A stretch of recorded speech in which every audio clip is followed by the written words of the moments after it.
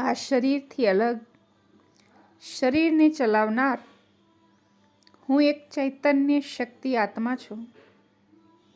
મુજ આત્માએ ઘણા બધા જન્મ લીધા છે. દરેક જન્મમાં મેં પરમપિતા પરમાત્માને યાદ કર્યા છે. આ જન્મમાં સ્વયં પરમપિતા પરમાત્મા આવીને કહી રહ્યા છે કે હવે આ સૃષ્ટિનો અંતિમ સમય છે. ટૂંક સમયમાં દેવી દુનિયા આવવાની છે. તો એમાં જવા માટે હું આપને વારસો આપવા માટે આવે છું.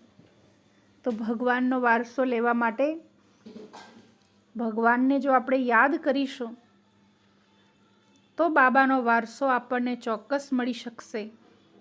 તો દિલથી આપણે યાદ કરીએ.